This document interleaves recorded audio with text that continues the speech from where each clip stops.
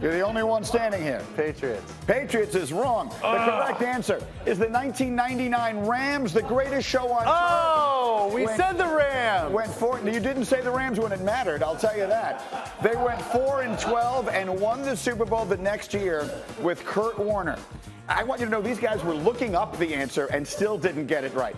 They did it once. These San Francisco 49ers this year might be the second team to do it. If you didn't watch last night, let me show you what you missed. Jimmy Garoppolo was terrific, and Emmanuel Sanders is a big part of the reason why. What an acquisition he's been. Look, he's dynamite, Greeny. Look, he's an inside-outside player. He can play the slot, he can play the X, the Z, the flanker, the split end.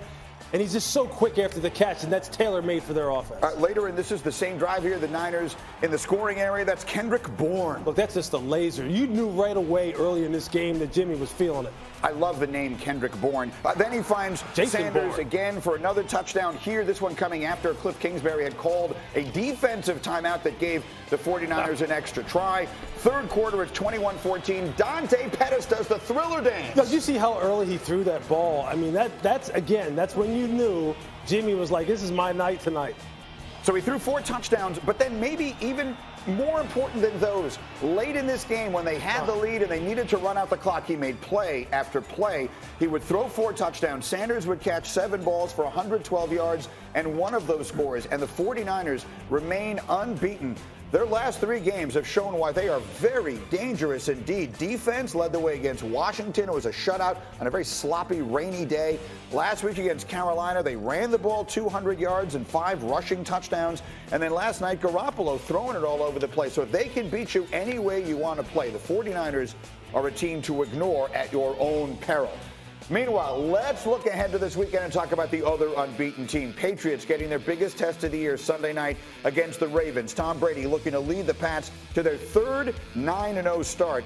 Peyton Manning, the only player in the Super Bowl era to lead that many 9-0 starts at the quarterback position. Their defense really has been the main reason for New England's start this year. The only team since 1970 in the merger to lead the league in points allowed, takeaways, and sacks through Week 8. Now they go up against Lamar Jackson, who will have his hands full. He has rushed for 100 yards in back-to-back weeks, but no quarterback has ever rushed for 100 yards against an 8-0 team.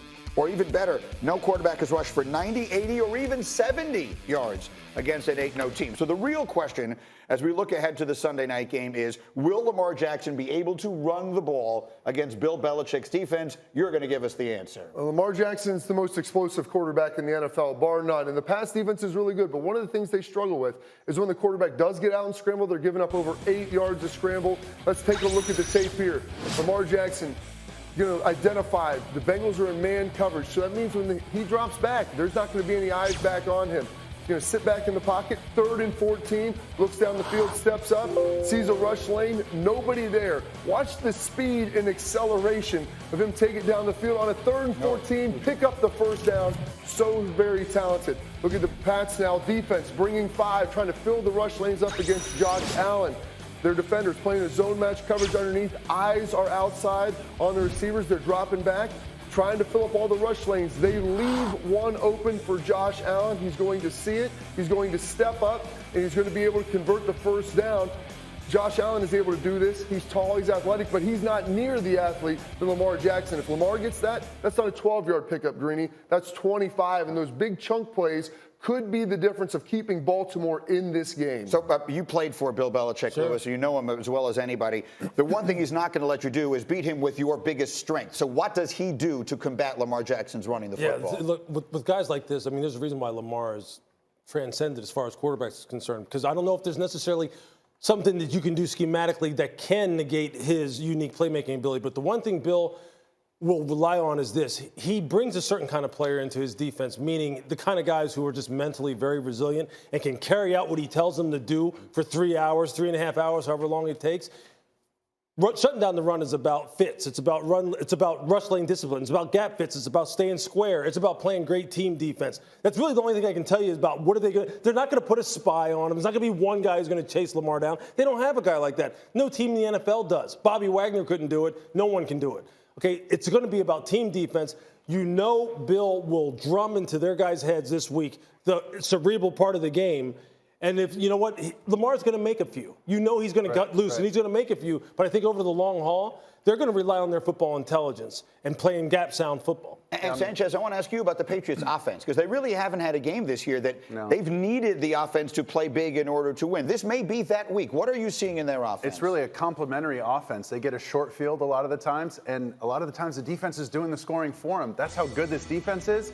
It's not as sexy as the 50 touchdown Randy Moss and Tom Brady connection, but they're so efficient. And like we've seen before, the best ones just figure out a way to win, and that's what Tom Brady does. And the reason why they're playing offense like that is so they control the football. You have a really good defense. Yeah. Don't put them on the field more. They're third in the NFL in time of possession. It may not always be pretty. It may not be big plays. Complementary football, keeping that defense rested. No, think about what we just said here. I mean, the 49ers could beat you almost any way they want to. You want to play them and they're unbeaten.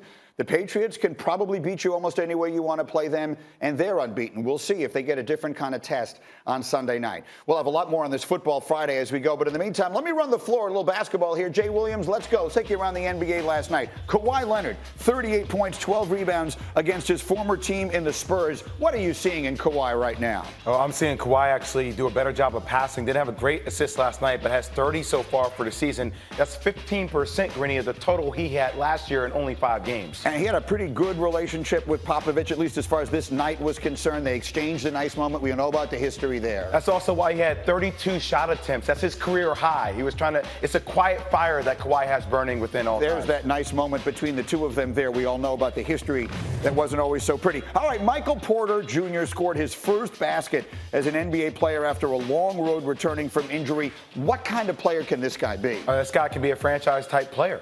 15 points, but a couple years ago, we were talking about him being the first pick taken in the draft before he had that back injury. Will Barton was out the other day. He finally got a chance to crack the rotation.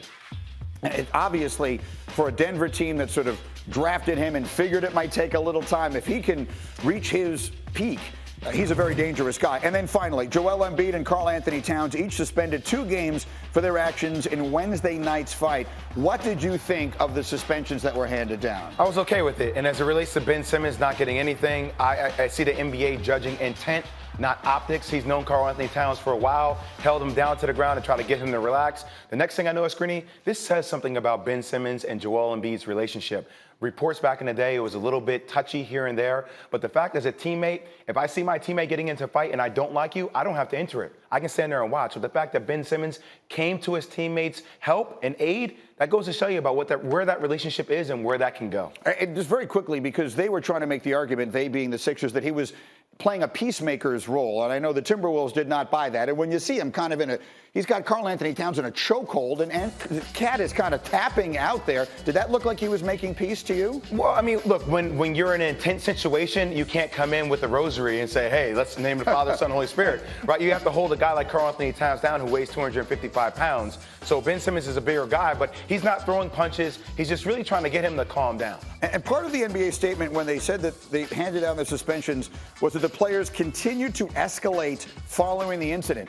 That, we believe, is in reference to some of the social media stuff that came out from both guys after the game last night. And we talked about that on our show yesterday. What did you think of the way the NBA handled that part of it? I think it's smart. I think that the NBA is always thinking about what their appeal is to younger kids. That's the demo, Gen Zs, that they want to follow. And this doesn't set a great example for that. It was fascinating to me. It was such a good discussion we had here. It actually carried over to my house yesterday, talking with my wife and my teenage son about the kind of language. Just, we live in a different world than I grew up in. This kind of language would not have been acceptable in this public of a place as recently as 10 years ago. But I think a lot of that has changed. But I have to say this, that's on brand with Joel Embiid. That's who Joel Embiid is.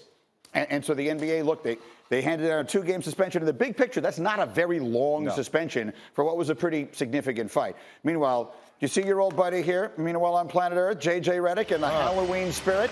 Very on brand for JJ. What do you think of this? It's on brand. I love it. That's JJ. That's J.J. Redick. Perhaps you have to take my word for it. but he was in the Halloween spirit yesterday. And the Pelicans got a win. They got their first win against the Denver Nuggets last night. He should always dress this way. Yeah, and the coach of the Nuggets, by the way, exploded on his own team afterwards in frustration. But that's J.J. Redick. Again, you'll just have to take my word for it. All right, we have a lot more to come on this Friday morning. Kevin Durant getting candid about one of the big reasons behind his departure from Golden State. Jay Will has thoughts on that and much more coming up next. Plus, what has gone so wrong for Mitchell Trubisky in Chicago this year? Is it time for the Bears to move on? You've got questions. We've got answers. You're watching Get Up on ESPN.